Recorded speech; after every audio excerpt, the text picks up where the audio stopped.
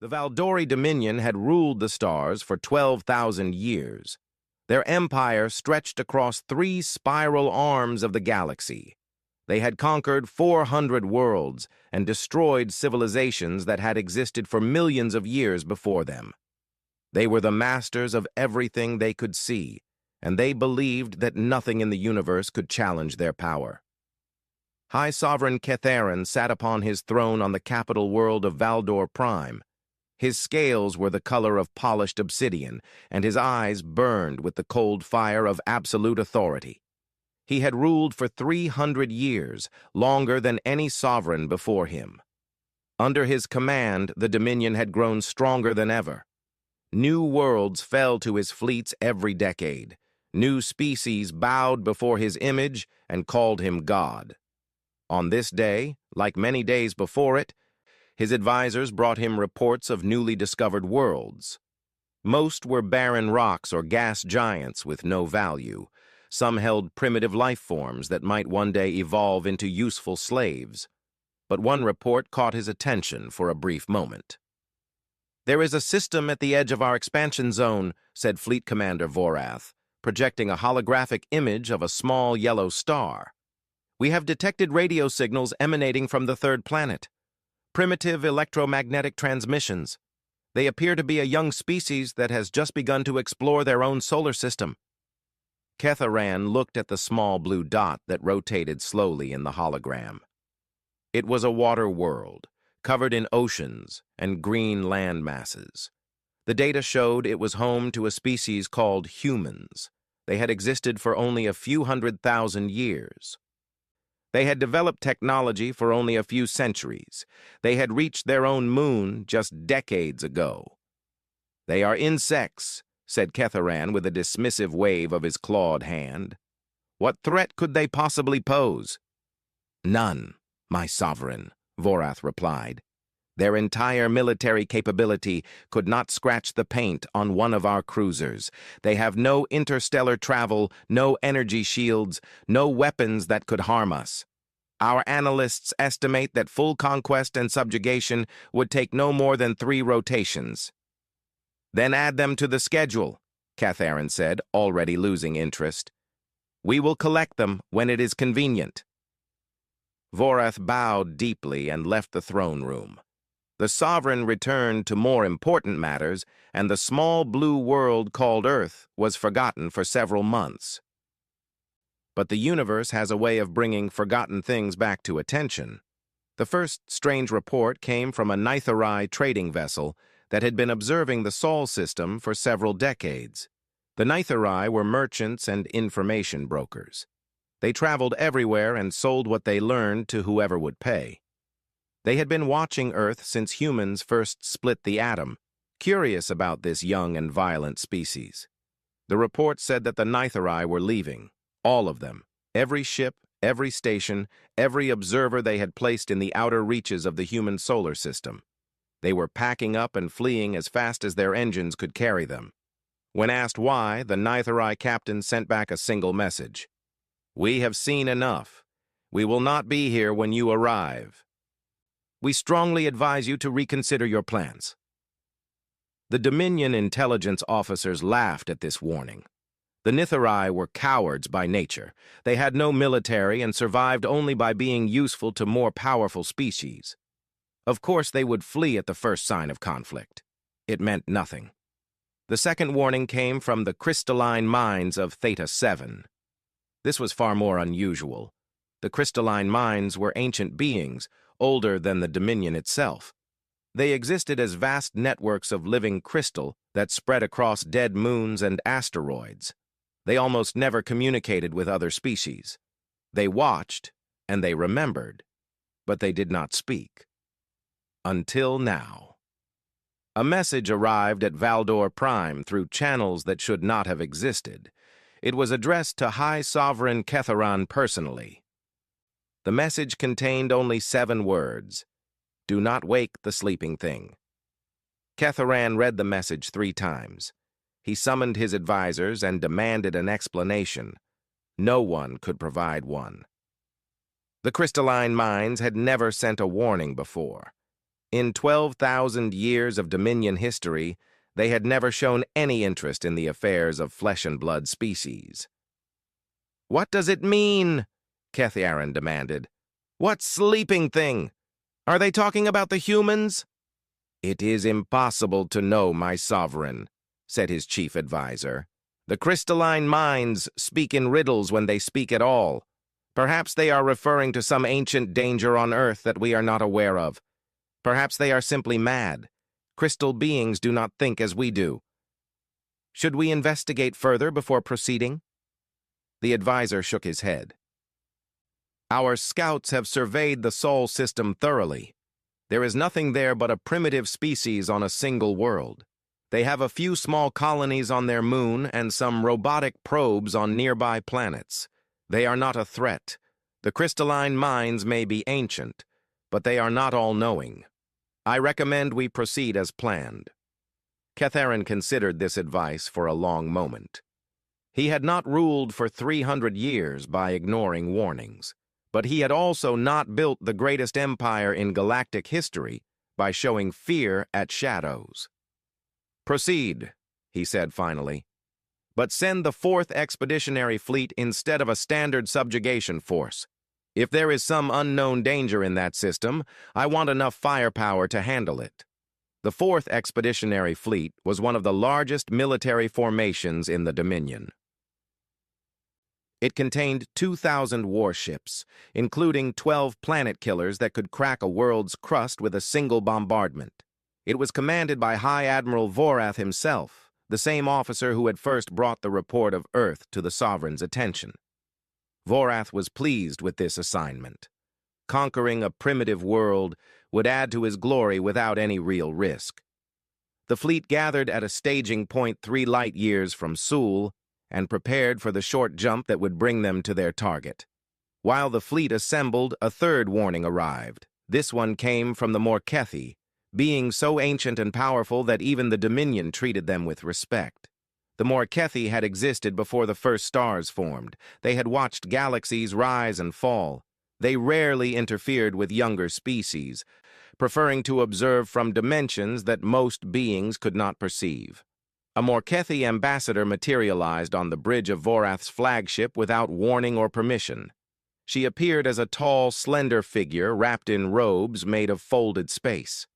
Her face was smooth and featureless, except for 2 eyes that contained the light of dead stars. "You must not do this," she said, her voice echoing from everywhere and nowhere at once. Vorath rose from his command chair, furious at the intrusion. "How dare you board my vessel without authorization? The Morkethi have no authority over Dominion military operations." "We have authority over nothing," the ambassador replied calmly. "We only observe. But we have watched Earth for a very long time, and we have seen things that your sensors cannot detect. That world is not what you think it is. It is a primitive planet inhabited by primitive creatures," Vorath said. "Our scouts have confirmed this. Your scouts saw what the humans wanted them to see." The ambassador moved closer, and Vorath felt a chill run through his scales despite himself. "You look at Earth and see a cradle, a nursery for a young species taking its first steps into the universe. That is not what Earth is. Then what is it?" The ambassador's empty face somehow conveyed an expression of deep sorrow. "It is a mouth, and you are walking into it." Vorath stared at her for a long moment. Then he laughed, though the sound was hollow. "You speak in riddles like the crystalline minds. If you have concrete intelligence about a threat, share it. Otherwise, remove yourself from my bridge. I cannot share what I know. There are rules that even we must follow. I can only warn you, as others have warned you. The humans are not prey. They are not even predators in the way you understand the word. They are something else entirely. Something that has been waiting for a very long time." "Waiting for what?" "For you. For anyone foolish enough to come with hostile intent." The ambassador began to fade, her form becoming transparent.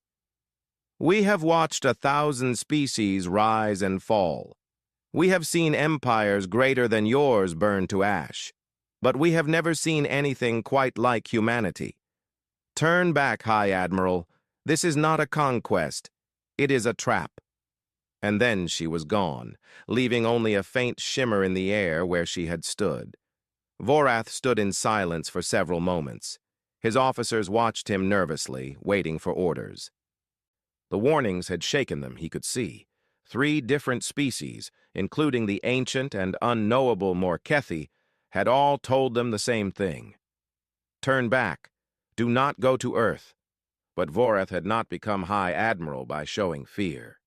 He had not risen to command the 4th Fleet by turning away from challenges, and he could not imagine returning to Valdor Prime and telling the High Sovereign that he had abandoned the mission because of vague warnings and mystical nonsense. "Continue preparations," he ordered.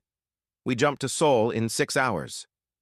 "Sir," his second-in-command said hesitantly, "perhaps we should report these warnings to the Sovereign and request guidance. The Sovereign gave us our orders. Conquer Earth, subjugate the humans, add another world to the Dominion. That is what we will do." Vorath sat back down in his command chair and stared at the holographic display showing the Sol system. "These warnings mean nothing. The Nithari are cowards. The crystalline minds are insane, and the Morkethi love to speak in riddles to make themselves seem wise. None of them have given us any concrete information about an actual threat. But, sir, all 3 of them said the same thing. Turn back. And none of them said why. If there was a real danger, they would tell us what it was. They are trying to frighten us away so they can claim Earth for themselves. The Nithari probably want to set up exclusive trading rights. The Morkethi probably want to study the humans without interference. It is politics, nothing more." His officers did not look convinced, but they obeyed. That was all that mattered. In 6 hours, the 4th Expeditionary Fleet formed up into jump formation and activated their faster-than-light drives. 2,000 warships disappeared from normal space in a flash of exotic radiation. They emerged at the edge of the Sol system, just beyond the orbit of the farthest planet. Before them lay their target, a small yellow star surrounded by 8 planets, countless asteroids, and one pale blue dot that held 7 billion humans who did not yet know their fate. Vorath looked at the tactical display and smiled. The humans had detected their arrival, of course. Primitive as they were, they had sensors that could pick up the energy signature of a fleet translation. He expected panic. He expected desperate transmissions begging for mercy.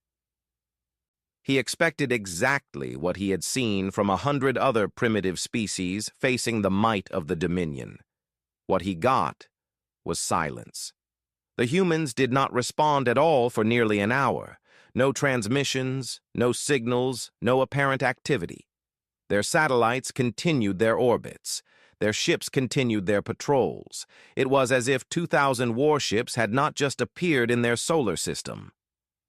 "Perhaps they do not understand what they are seeing," suggested one of his officers. "They may not recognize a military fleet." "Or perhaps they are frozen with terror," said another, unable to respond. Vorath nodded slowly, but something felt wrong. He could not explain it. The system looked exactly as the scouts had reported. Earth was there, blue and green and white, rotating peacefully around its sun. The moon was there, with its small human colonies visible as clusters of lights on the dark side. Mars was there, with a few human outposts clinging to its rusty surface. Everything was normal. Everything was as expected. And yet the warnings echoed in his mind. The Nithari fleeing. The crystalline minds breaking their eternal silence. The Morkethi ambassador materializing on his bridge to deliver her cryptic message. It is a mouth, and you are walking into it. Vorath shook off his unease. He was a High Admiral of the Valdori Dominion. He commanded enough firepower to destroy this entire system. There was nothing here that could threaten him. "Begin the approach," he ordered. "Standard subjugation formation. We will be in orbit around Earth within 2 days." The fleet began to move. 2,000 ships advancing toward the small blue world like a swarm of metallic locusts descending on a field of grain. Behind them, the stars shone cold and indifferent. And somewhere in the darkness between planets, something that had been sleeping for a very long time began to wake up. The humans had been watching the Dominion for far longer than the Dominion had been watching them. They had known this day would come. They had prepared for it with a patience that no other species in the galaxy could match. The trap was set. The bait was taken. Now all that remained was to close the jaws. The 4th Expeditionary Fleet moved through the outer reaches of the Sol system with the confidence of absolute power. 2,000 warships in perfect formation, their hulls gleaming with the dark metal of Valdori engineering, their weapons charged and ready for a fight that everyone believed would never come. High Admiral Vorath stood on the bridge of his flagship, the Eternal Dominion, watching the tactical display as his fleet passed the orbit of Neptune. The ice giant hung in space to their left, a pale blue sphere surrounded by thin rings of frozen debris. Human probes had visited this world decades ago, sending back images and data that the Dominion scouts had easily intercepted. "Status report," Vorath commanded. "All ships in formation, sir. No enemy contacts detected. Human communications remain unusual." "Unusual how?" The communications officer shifted nervously. "They are not behaving as expected, sir. We have intercepted thousands of transmissions from Earth, but they are contradictory." Some governments appear to be calling for immediate surrender. Others are demanding resistance.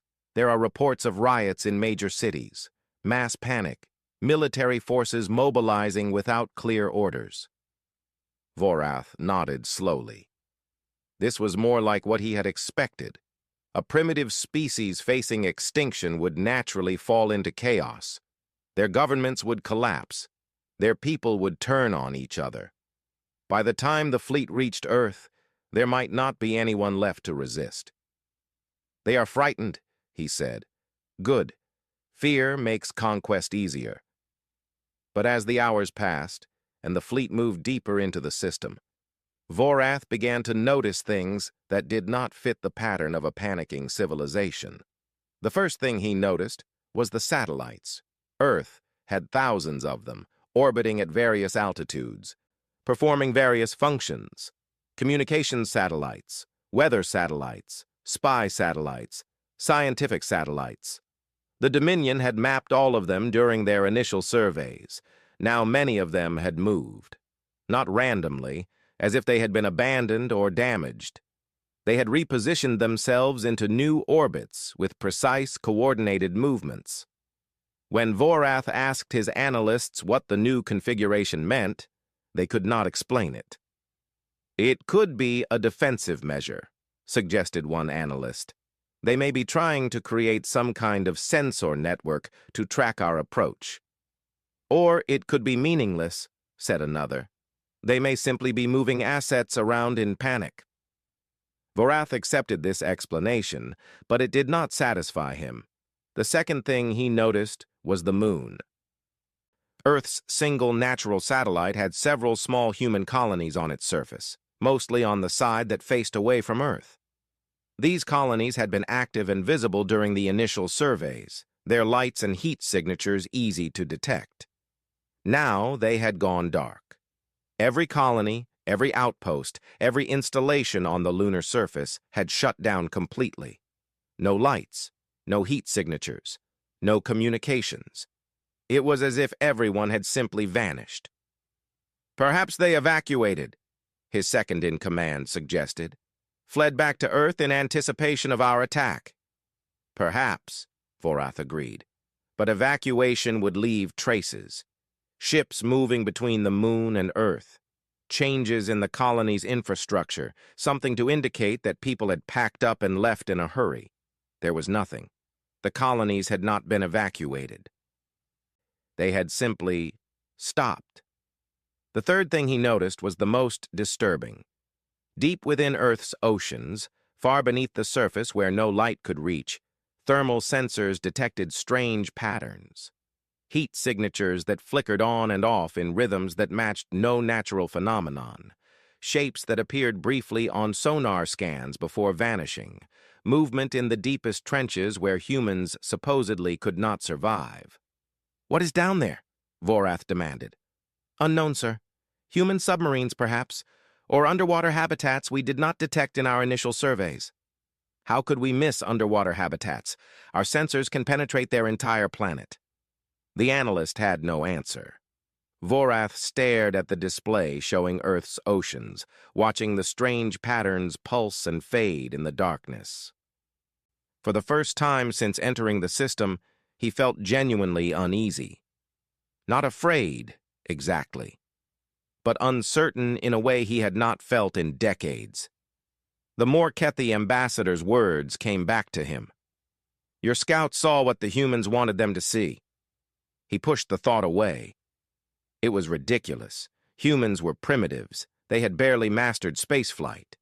The idea that they could somehow hide things from Dominion sensors was absurd. The fleet crossed the orbit of Uranus, then Saturn, with its magnificent rings stretching across millions of kilometers, then Jupiter, the gas giant so large it could swallow Earth 1,000 times over. Human probes orbited all of these worlds, primitive machines taking photographs and measurements that the Dominion considered laughably crude. As they passed Jupiter, the first human response finally came. It was not what anyone expected. A transmission arrived from Earth, broadcast on all frequencies simultaneously. It was not a military communication or a government declaration. It was a simple video message from a woman who identified herself as the Secretary General of something called the United Nations. She was middle-aged with gray hair and tired eyes. She sat behind a desk in an office that looked hastily arranged, as if she had been called away from something important to record this message. When she spoke, her voice trembled with what sounded like genuine fear. "To the commanders of the approaching fleet," she said, "we know why you are here. We know that you represent an empire that has conquered hundreds of worlds. We know that you believe we cannot resist you." She paused, looking down at her hands. They were shaking. "We are not warriors. We are not an empire. We are a young species that has only begun to understand the universe around us. We have seen your ships on our telescopes. We have calculated your weapons' power. We know that we cannot defeat you in open battle." Vorath smiled at this. Finally, some honesty. "Therefore," the Secretary General continued, "the governments of Earth wish to negotiate a peaceful surrender. We will accept whatever terms you offer. We will provide workers for your mines, soldiers for your armies, whatever you require. We ask only that you spare as many of our people as possible." She looked up at the camera, and for a moment Vorath thought he saw something strange in her eyes, something that did not match the fear in her voice. "Please respond to this message so we can begin negotiations. We are at your mercy." The transmission ended. Vorath's officers erupted in satisfied murmurs. This was exactly what they had hoped for. A complete and total surrender before they even reached their target. The humans would capitulate, the conquest would be bloodless, and the Fourth Fleet would return home in triumph. But Vorath did not join in the celebration. He replayed the message, watching the Secretary General's face carefully. Her words spoke of fear and surrender. Her body language showed trembling hands and downcast eyes. Everything about the message said that humanity was defeated and terrified. Everything except that one moment when she looked up at the camera. In that instant, just before she asked them to respond, Vorath saw something that did not belong. It was not fear. It was anticipation. "Sir," his communications officer asked, "should we respond to their surrender offer?" Vorath hesitated. Every instinct told him that something was wrong. The warnings, the strange behavior, the things that did not add up. And now this surrender that seemed too perfect, too convenient. But what could he do?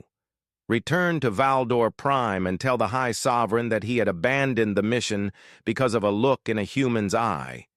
He would be laughed out of the fleet. His career would be over. Yes, he said finally. Tell them we accept their surrender. We will enter orbit around Earth in 30 hours. They are to prepare for our arrival and offer no resistance. The message was sent. The fleet continued its advance. That night, as Vorath tried to sleep in his quarters, another warning arrived. This one came from the Kithvari, a species that the Dominion had conquered 3,000 years ago. They were now servants and administrators, handling the bureaucratic details that the Valdori considered beneath them. One of their senior officials had somehow obtained a secure channel to the flagship. "High Admiral," the Kethvari said, his insectoid face filling the screen. "I risk execution by contacting you like this. But I have seen the reports from Sol, and I must speak." "You risk more than execution," Vorath growled. "What do you want?" "To warn you. To beg you to turn back before it is too late." Vorath felt his patience snap. "Not another warning. Every species in the galaxy seems determined to tell me that humans are dangerous, but no one will tell me why. If you have information, share it. Otherwise, end this communication and accept whatever punishment your superiors decide on." The Kethvari's compound eyes glittered with something that looked like pity. "You do not understand. I cannot tell you what humans are because I do not know myself. No one knows. That is the point. Explain. 5,000 years ago, before the Dominion conquered my people, we encountered humanity. They had not yet developed space travel. They were still fighting among themselves with primitive weapons. But even then, there were stories. Legends passed down from species who had visited Earth millions of years earlier. What kind of legends? Warnings. The Kethvari leaned closer to the camera. Earth is not a normal world, High Admiral. It is a death world. The gravity is crushing. The atmosphere is corrosive. The weather is violent beyond belief. And the life that evolved there, he shuddered visibly. Nothing that survives on Earth is weak. Everything there is a predator, from the smallest microbe to the largest animal, including the humans. They are primitive, Vorath insisted. Our technology is thousands of years beyond theirs. Yes, your technology is superior. Your ships are stronger. Your weapons are more powerful. But you are walking into their territory, into a system they have had decades to prepare, into a trap they have been building since they first realized they were not alone in the universe. How do you know this? How can you possibly know what humans have been doing? The Kethvari's voice dropped to a whisper. Because we tried to warn them. 50 years ago, when we first intercepted their radio signals, we sent a secret message.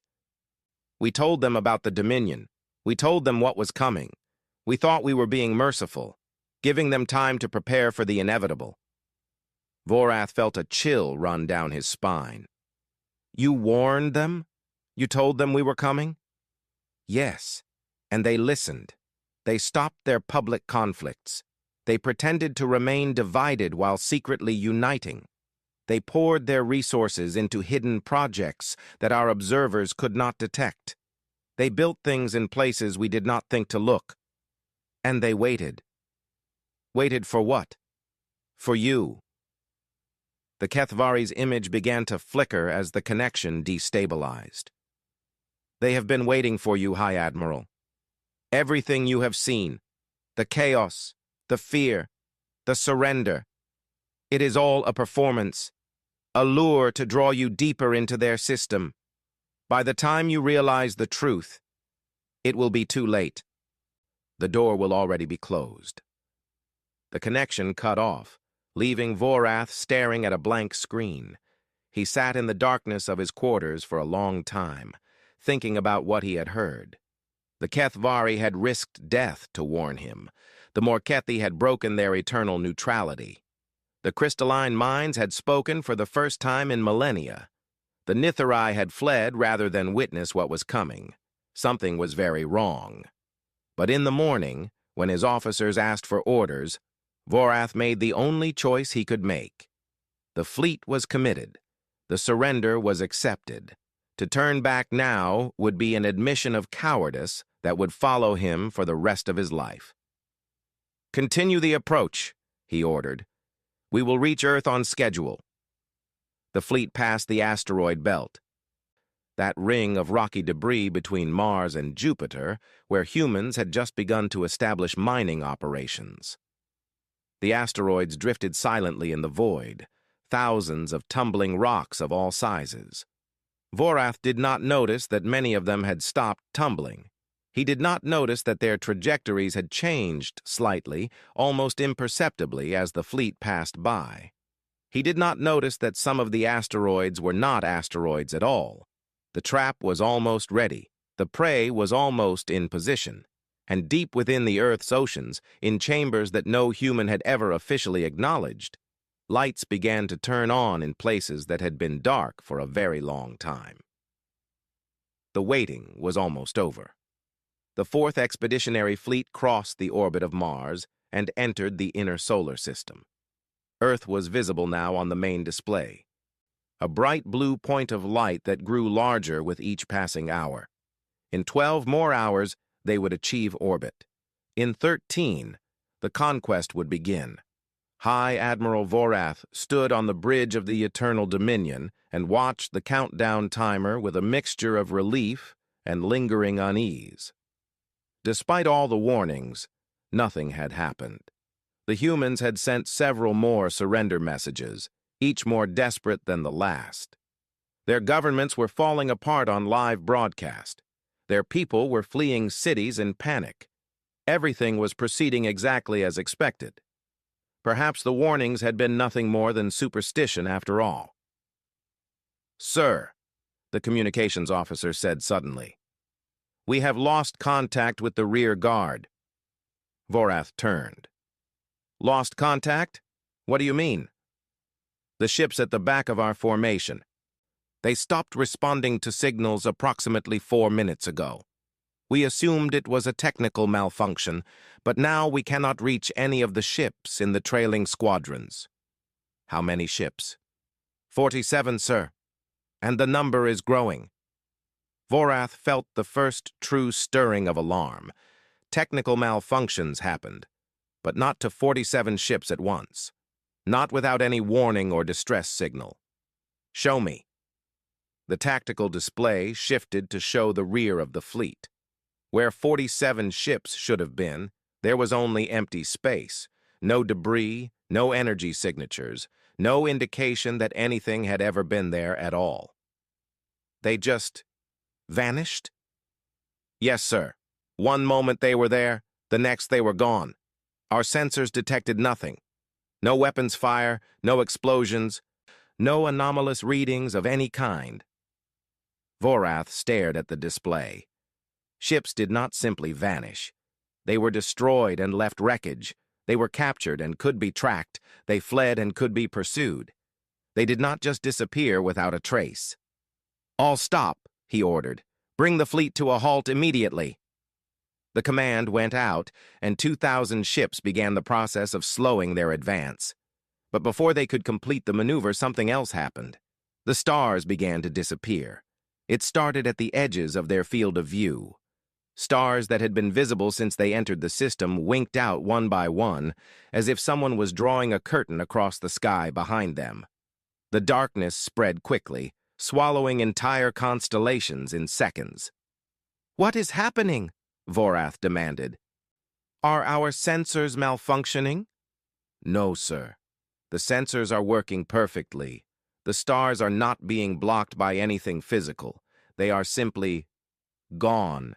It is as if space itself is being removed from existence behind us." Vorath watched the darkness spread. In less than a minute, the entire sky behind the fleet had turned black. Not the black of empty space, dotted with distant points of light. True black. Absolute black. a void that seemed to swallow light itself. "Try to contact Valdor Prime." The communications officer worked frantically at his console. "No response, sir. Long-range communications are completely dead, not jammed. There is nothing there to connect to. It is as if the rest of the galaxy no longer exists." The bridge fell silent. Every officer stared at the black wall that now surrounded them on 3 sides. Only the direction of Earth remained open, the blue planet hanging in space like a lantern in an endless cave. "It is a trap," Vorath whispered.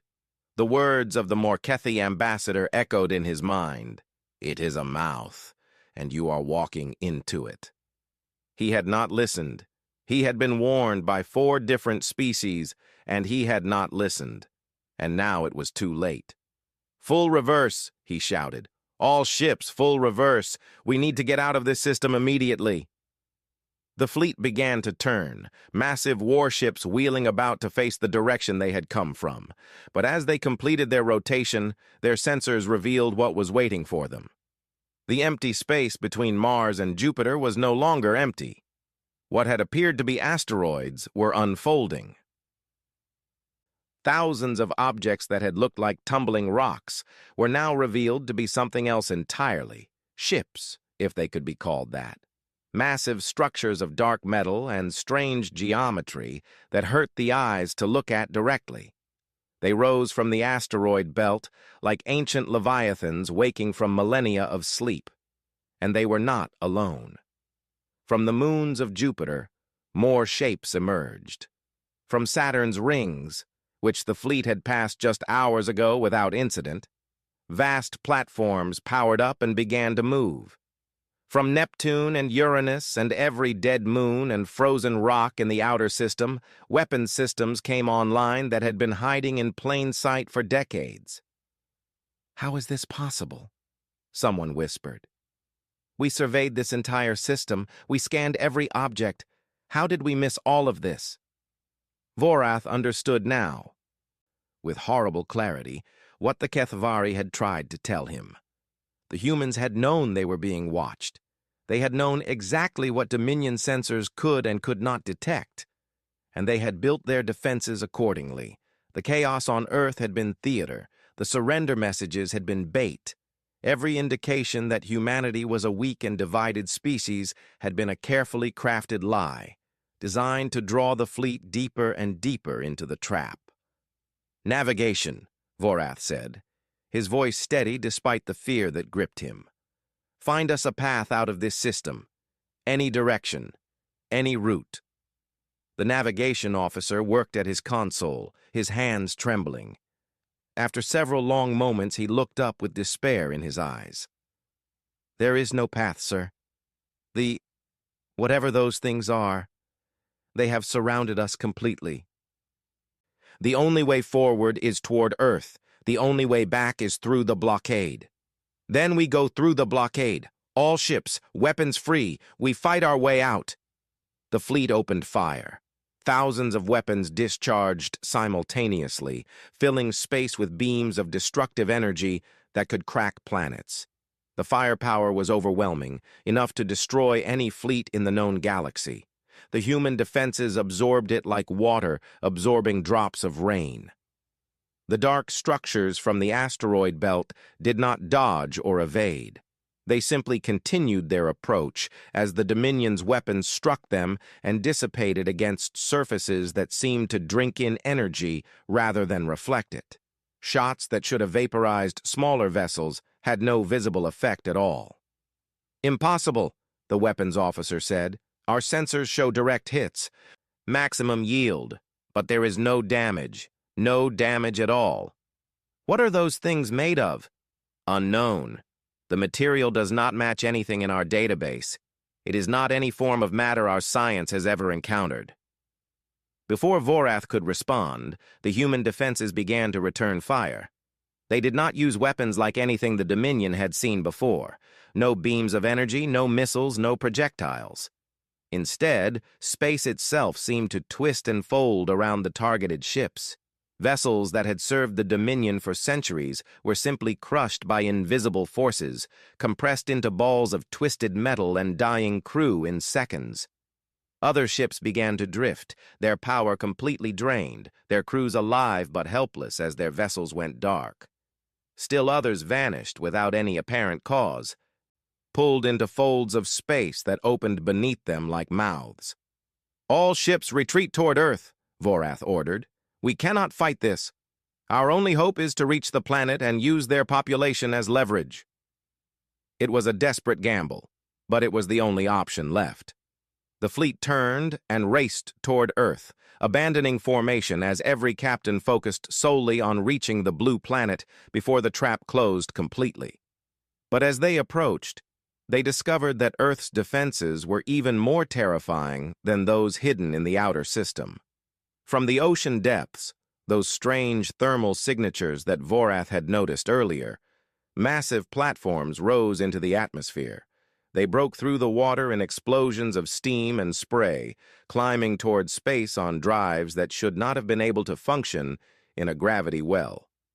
Each platform bristled with weapons that made the asteroid belt defenses look primitive. From the dark side of the moon, installations that had seemed abandoned came alive with blinding light. The lunar colonies had not been evacuated. They had been converted into weapons platforms, their populations hidden in underground bunkers while their surface structures transformed into something terrible. And from Earth's orbit, satellites repositioned themselves into patterns that Vorath finally understood. They were not creating a sensor network. They were creating a targeting grid. The first orbital strike hit his flagship directly. The Eternal Dominion, greatest warship in the Valdori fleet, shuddered as something punched through shields that could withstand the heat of a star. Alarms screamed throughout the ship as atmosphere vented from a dozen breaches. "Damage report!" Vorath shouted over the chaos. "We have lost engines 4 through 7. Hull breaches on decks 12 through 28. Weapon systems at 40% and falling." "How did they penetrate our shields?" "They did not penetrate, sir. They went through. The weapon they used, it does not interact with shields at all. It passes through them as if they do not exist." Vorath stared at the display showing the carnage around him. Ships were dying everywhere, great warships that had conquered worlds reduced to debris in moments. The proud 4th Expeditionary Fleet, 2,000 strong, was being dismantled piece by a species they had come to conquer. And through it all, the humans said nothing. No demands for surrender, no threats, no communication of any kind. They simply killed, methodically and efficiently, as if they were performing a task they had rehearsed many times before. A transmission finally came through, not from Earth's governments or military, but from one of the rising platforms. A human face appeared on the screen, a woman in a uniform that Vorath did not recognize, her expression calm and cold. "This is Admiral Chen of the United Earth Defense Force," she said. "Your fleet has been disabled. Your retreat has been blocked. Your communications have been severed. You have approximately 30 minutes before our weapons finish what they have started." Vorath leaned forward. "We demand to negotiate. We have the right to surrender under the conventions of war. You do not have rights. You are invaders who came to enslave our people. You received multiple warnings from multiple species, and you ignored them all. You have no one to blame but yourselves for what is happening." "Please," Vorath said, the word feeling foreign in his mouth. He had never begged for anything in his life. "At least allow us to send a message home. Let our people know what happened here." Admiral Chen was silent for a moment. When she spoke again, her voice was marginally softer. "One ship will be allowed to leave. You will choose which ship and who will crew it. The rest of your fleet will be destroyed. This is not negotiable." "Why? If you have the power to destroy us all, why allow even one ship to escape?" The Admiral's expression did not change, but something flickered in her eyes.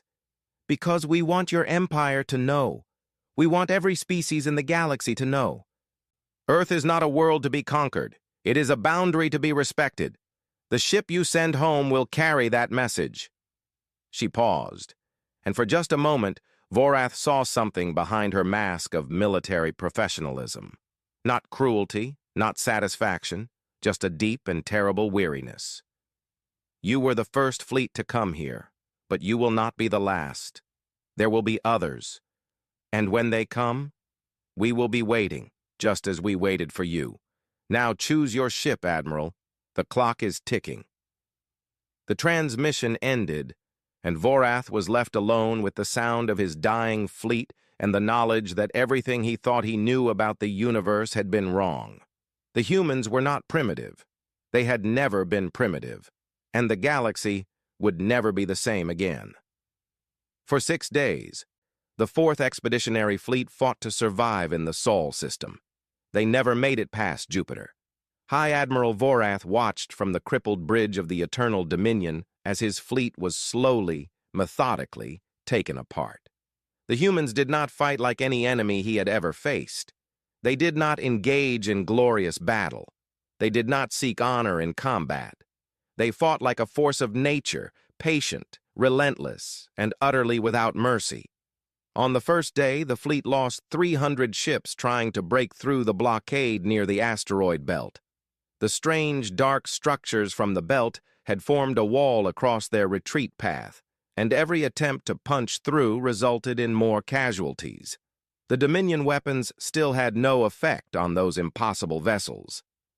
Energy beams dissipated against their hulls. Missiles detonated harmlessly in the void between them. Ramming attempts failed when ships were simply swallowed by folds in space that opened like hungry mouths. By the second day, Vorath had abandoned the idea of escape. He ordered his surviving ships to form a defensive sphere, protecting the most damaged vessels in the center, while the outer ring held off the human attacks. It was a standard Dominion tactic, one that had worked against a dozen other species. It did not work against humans. They came in swarms, not their great platforms or their impossible dark ships, but smaller craft, fighters and drones that emerged from hidden hangars throughout the system. Thousands of them, tens of thousands, each one piloted by either a human or an artificial mind that thought and reacted faster than any Dominion crew could match. The swarms did not attack directly at first.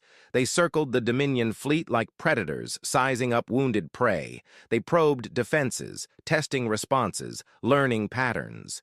When they finally struck, they knew exactly where to hit. Vorath watched a cruiser's engine section explode as a wave of drones found the one weak point in its shielding. He watched a carrier's flight deck collapse inward as fighters coordinated an attack so precise that not a single shot was wasted. He watched his ships die, one by one, and he began to understand the true horror of what humanity had become. They had prepared for this, not for years, for decades, perhaps longer. Every weapon, every tactic, every piece of technology they deployed had been designed specifically to counter Dominion capabilities. They knew how Valdori shields worked. They knew how Valdori weapons aimed. They knew every strength and every weakness of every ship class in the fleet. "How do they know so much about us?" Vorath asked aloud, not expecting an answer. His tactical officer, one of the few who had survived the initial engagement, looked up from his console with hollow eyes. "They have been watching us, sir, for a very long time. Every ship we sent to survey their system, every probe, every signal we transmitted, they intercepted all of it. They learned everything about us while showing us only what they wanted us to see. That is not possible. Our encryption is unbreakable. Not to them, apparently. Their computing technology is different. It does not follow the principles we understand. They think in ways we cannot predict." On the third day, the humans stopped attacking. For 12 hours, nothing happened. The swarms withdrew to a safe distance. The dark ships held position. The platforms orbiting Earth went silent. The only movement was the slow tumbling of debris from destroyed Dominion vessels. Vorath used the respite to assess what remained of his fleet. Out of 2,000 ships, fewer than 600 were still functional. Hundreds more drifted dead in space, their crews alive, but trapped in powerless hulls. The rest were simply gone, reduced to atoms by weapons that defied understanding. He was contemplating surrender when the next phase began. A single ship emerged from Earth's atmosphere.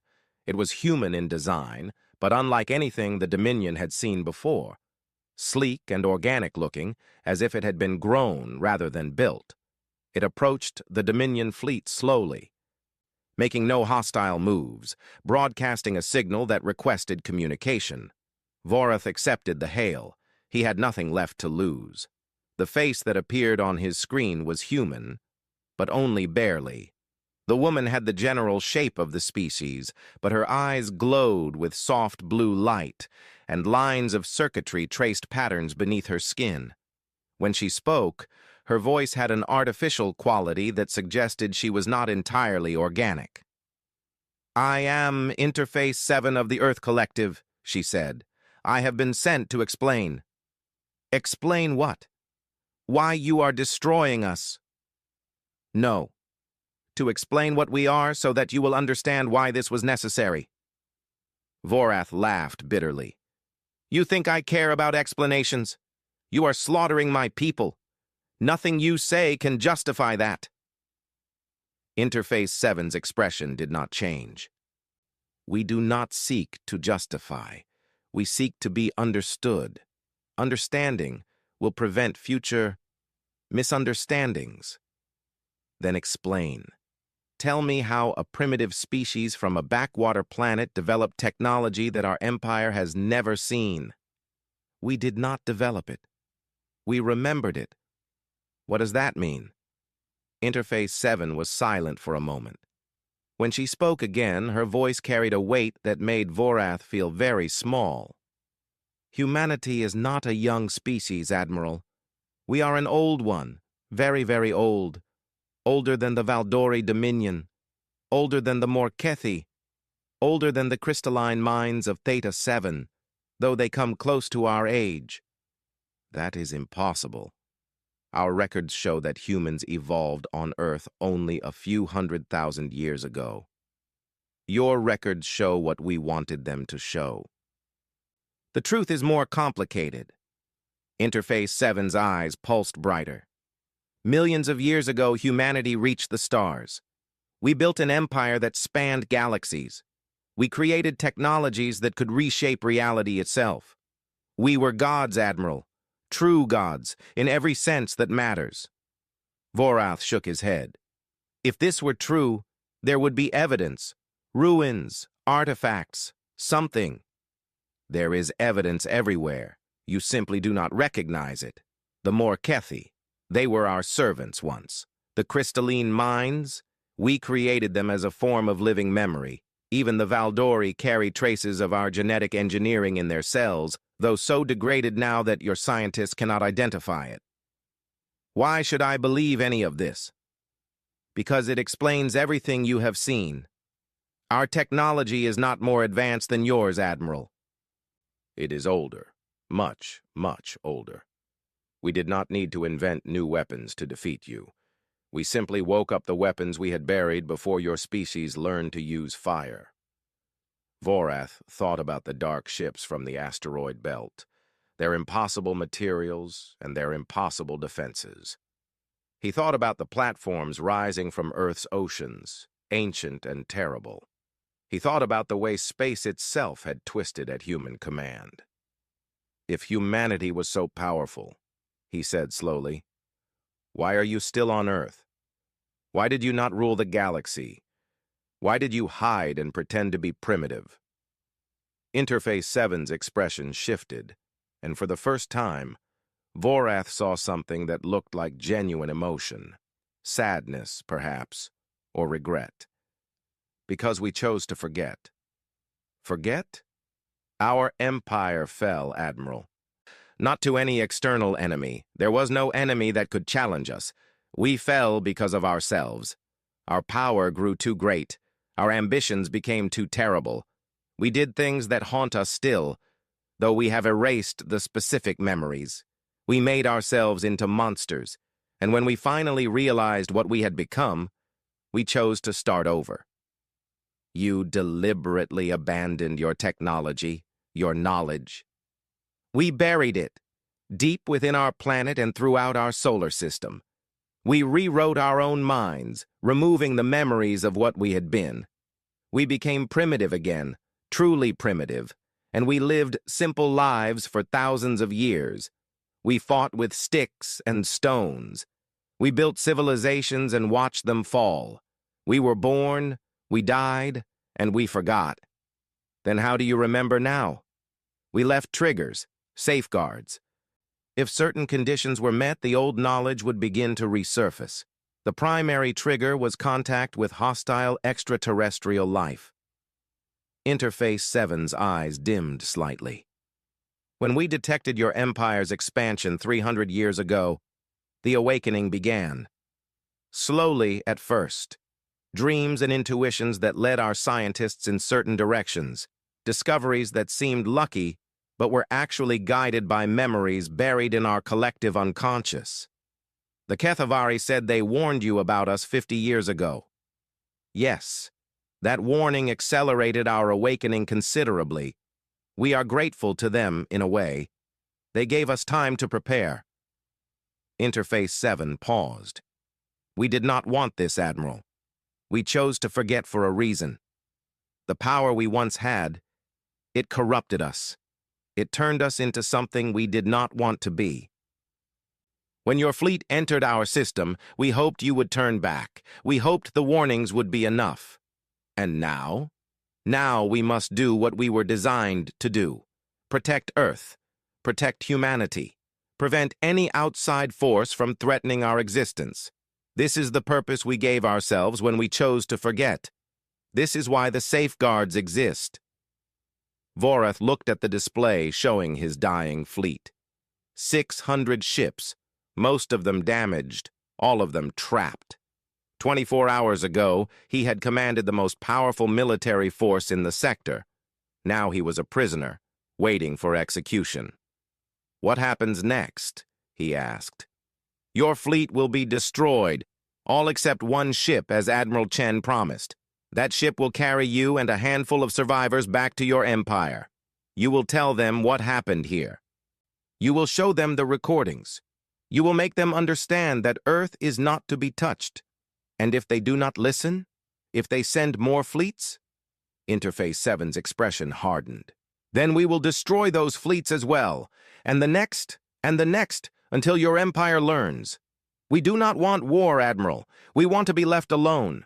We want to live quiet lives on our quiet world and forget once again the terrible things we are capable of. But if you force us to remember, her eyes blazed with sudden, terrible light, we will remember everything. The communication ended, and the final phase began. For the next 3 days, the humans systematically dismantled what remained of the 4th Expeditionary Fleet. They were efficient and, in their own way, merciful. Ships that surrendered were spared, their crews taken prisoner. Only those that continued to fight were destroyed. Vorath watched it all from his crippled flagship. He watched his officers die. He watched his ships burn. He watched the pride of the Valdori Dominion reduced to scrap metal and floating corpses. And he understood, finally, what the Morkethi ambassador had tried to tell him. Earth was not a cradle. It was not a prison. It was not even a fortress. It was a cage, built by a species that had looked at its own power and been terrified by what it saw. A cage designed to contain something too dangerous to be let loose in the universe. A cage that had held for millions of years, until he had come along and opened the door. On the 6th day, when only his flagship and a handful of escorts remained, the humans transmitted their final message. It was Admiral Chen again, looking older than she had a week ago. The weight of what she had done was visible in her eyes. The ship Messenger of Sorrow has been designated as your survivor vessel, she said. You and 300 of your crew will be transferred to it within the hour. The ship's weapons have been removed, but its engines are functional. You will have enough supplies to reach Dominion space." "What about the other survivors?" Vorath asked. "The crews of the ships that surrendered?" "They will remain here as guests. They will not be harmed. They will be returned when we are confident that your empire has received and accepted our message." "And if we come back? If the High Sovereign sends more fleets?" Admiral Chen was silent for a long moment. When she spoke again, her voice was heavy with exhaustion. "Do you know why we let you live, Admiral? It is not kindness. It is not mercy. It is because we need someone to deliver the warning. Someone who has seen what we can do with our defenses barely woken. Someone who can make your leaders understand that this," she gestured at the devastation around them, "was restraint." "Restraint? We used perhaps 2% of our available systems. The rest remain dormant. If your empire forces us to wake them—" She shook her head. "Please, Admiral, make them listen. Make them understand. We do not want to remember what we truly are. But we will if we must. And if we do, your empire will not be the only thing that burns." The transmission ended. 1 hour later, Vorath stood on the bridge of the Messenger of Sorrow, watching his former flagship explode in the distance. The Eternal Dominion, pride of the Valdori fleet, died in silence, its hull collapsing inward under forces that defied physics. Around him, the 300 surviving crew members sat in stunned silence. They had witnessed the destruction of everything they believed in. Their certainty, their arrogance, their faith in Dominion supremacy, all of it had been burned away in 6 days of unimaginable horror. The ship's engines powered up, and the Messenger of Sorrow began its long journey home. Behind them, Earth hung blue and peaceful in the void, looking exactly as it had when they arrived. A small, harmless world. A trap that had closed around them before they even knew it existed. A sleeping giant that was awake now, watching the stars with ancient, terrible eyes. Vorath did not look back. He could not bear to see it. He had a message to deliver. And he would make sure the galaxy heard it, no matter what it cost him. The humans were not prey. They had never been prey. And anyone who forgot that lesson would learn it the same way he had, in fire and silence and the cold mathematics of extinction. The journey back to Valdor Prime took 47 days. 47 days of silence and darkness, of recycled air and rationed food, of 300 survivors haunted by memories they could not escape. High Admiral Vorath spent most of that time in his quarters, reviewing the recordings. He watched them over and over again, searching for something he might have missed, some weakness in the human defenses that could be exploited. He found nothing. The more he watched, the more he understood how completely they had been outmatched. The other survivors dealt with the trauma in their own ways. Some stopped eating and had to be force-fed by the ship's medical staff. Others became violent, lashing out at anyone who came near them. A few simply gave up, retreating into catatonic states from which they could not be roused. Vorath understood their pain. He felt it himself, in the quiet hours when sleep would not come, and the images played endlessly in his mind.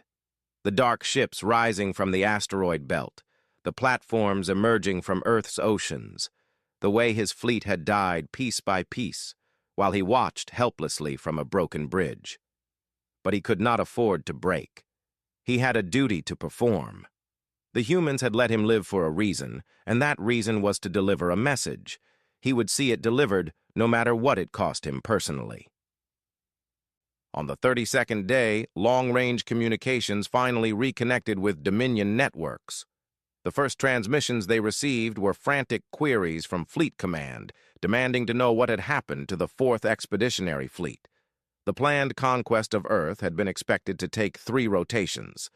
It had been over a month and no reports had come. Vorath composed his response carefully. He did not try to explain everything in a single message. He simply stated that the fleet had been destroyed, that he and 300 survivors were returning on a single ship, and that he carried information of critical importance for the High Sovereign himself. The response came within hours.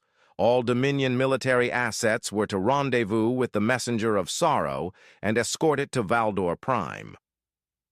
The High Sovereign would be waiting personally to receive Vorath's report.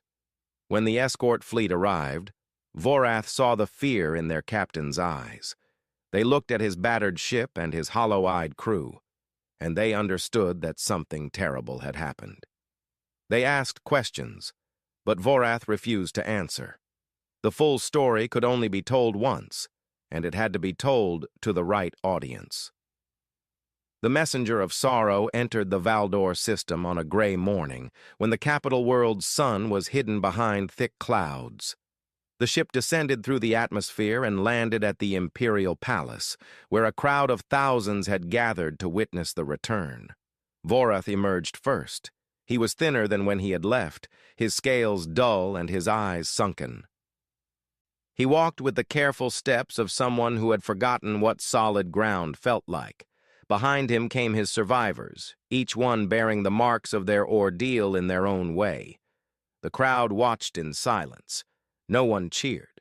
No one asked questions. The absence of the fleet spoke louder than any words. High Sovereign Ketharan received Vorath in the throne room, surrounded by his council of advisors and military commanders.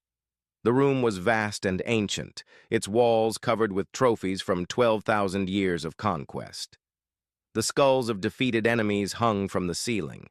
The flags of destroyed civilizations lined the halls. Vorath walked the length of the chamber and knelt before the throne.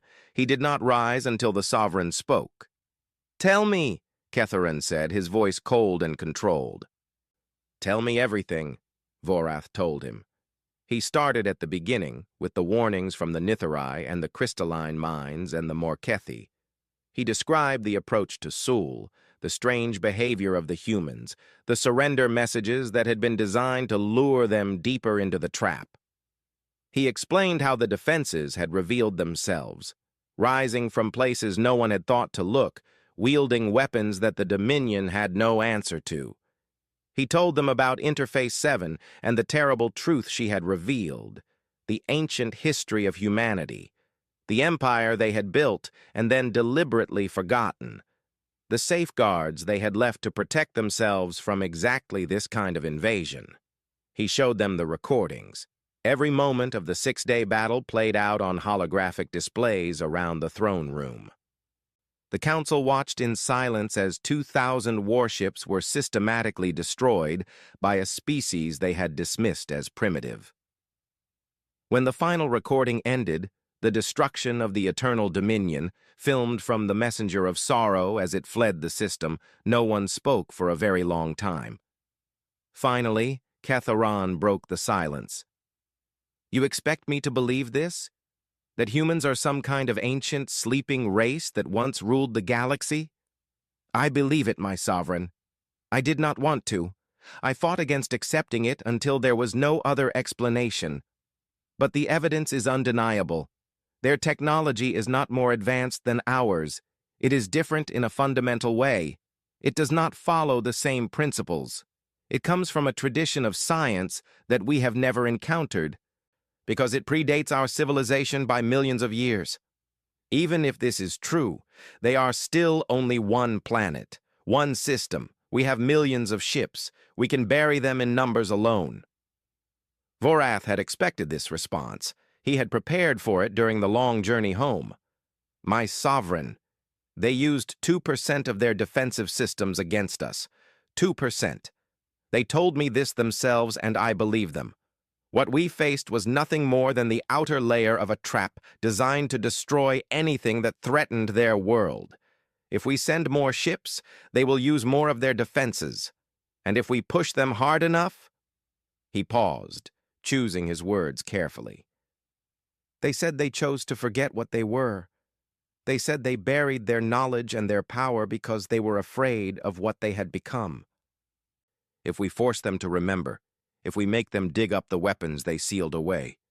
"What? What will happen? I do not know exactly, but I know that the Morkethi, who have watched galaxies rise and fall, were afraid of them. The crystalline minds, who have existed for billions of years, broke their silence to warn us. Every species that knows what Earth truly is has been telling us the same thing. Do not go there. Do not wake them. Leave them alone. The council erupted into argument. Some demanded immediate retaliation, the mobilization of the entire Dominion military to crush this unexpected threat. Others called for caution, for more investigation before any action was taken. Still others suggested that Vorath was a coward or a traitor, that his story was a fabrication designed to cover his own failures. Through it all, Ketharan sat in silence on his throne, watching the chaos with unreadable eyes. He had ruled for 300 years. He had seen empires rise and fall. He had made decisions that shaped the fate of billions. When he finally spoke, everyone fell silent immediately. I have heard enough. He rose from his throne and walked to the center of the room, where the holographic display still showed the Sol system. Earth rotated slowly in the projection, blue and green and innocent-looking. I did not become High Sovereign by ignoring warnings, he said, and I did not build this empire by fighting battles I could not win. Whatever the truth of humanity's history, one fact is clear. We cannot conquer them with our current capabilities. Sending more ships will only waste lives and resources. Then what do you propose, my sovereign? Asked one of his advisors. Ketharan was quiet for a moment, staring at the image of Earth. When he spoke again, his voice was heavy with something that might have been resignation. We will redraw our borders. All territory within 50 light-years of the Sol system will be designated a forbidden zone. No Dominion ship, probe, or signal will enter that space. Any species that wishes to approach Earth will do so at their own risk, but they will receive no support from us. My sovereign, that means abandoning dozens of systems we have already claimed. I know what it means. Ketharan turned to face his council, and his eyes blazed with cold fire. Would you prefer that I send more fleets to die? Would you prefer that I poke the sleeping beast until it wakes fully and decides that our empire is a threat to be eliminated? I have seen the recordings. I have heard the warnings. I am choosing survival over pride. No one argued further. In the days that followed, the news spread throughout the Dominion and beyond. The greatest military force in the sector had been destroyed by a single planet. The 4th Expeditionary Fleet, 2,000 ships strong, had been erased by a species that had never left its home system. The recordings were copied and shared across 1,000 worlds. Every species in the galaxy watched the death of the Valdori fleet and drew their own conclusions. Some felt satisfaction at seeing the mighty Dominion humbled. Others felt fear, wondering what else the humans might be capable of. Still others felt a strange kind of hope, seeing proof that the strong could be defeated by the clever and the prepared. The Morkethi remained silent, as they always did, but observers noted that their attention had shifted. They no longer watched the Dominion with quite the same intensity. Their ancient eyes were focused now on a small blue world at the edge of the Orion Arm. The crystalline minds resumed their eternal silence, but not before sending one final message to every species capable of receiving it. It contained only 3 words. We remember now. The Nithari returned to the Sol system 6 months later, requesting permission to establish trading relations with Earth. The humans accepted, and within a year, Nithari merchants were the only non-human presence allowed within 50 light-years of the planet. What they saw there, they never shared with anyone else. And on Valdor Prime, High Admiral Vorath lived out the rest of his days in quiet retirement. He was not punished for his failure. The Sovereign recognized that no punishment could match what he had already suffered. Instead, he was given a small estate on a distant moon and left alone with his memories. He spent his final years writing. Not a military history or a tactical analysis, but something more personal. A warning, addressed to any future generation that might forget the lesson he had learned. The document was called The Earth Testimony, and it began with these words. I write this for those who will come after, who may look at the stars and wonder what threats lurk among them. I write this so that you will understand what I learned in the fire and darkness of the Sol system when everything I believed was proven wrong. Humanity is not our enemy. They do not want war. They do not want conquest. They want only to be left alone, to live their small lives on their small world and forget the terrible power that sleeps within them. But make no mistake, if you threaten them, they will remember. If you attack their world, they will wake. And if you force them to become again what they once were, no force in this galaxy will be able to stop them. I have seen what 2% of their defensive systems can do. I have watched the finest fleet in Dominion history reduced to debris in 6 days. I have spoken with beings who remember when humanity ruled the stars, and I have seen the fear in their ancient eyes. Leave Earth alone. Leave humanity in peace. Let them sleep, and let the galaxy forget that they ever existed. Because if they wake fully, if they remember everything they have buried, then God's help us all.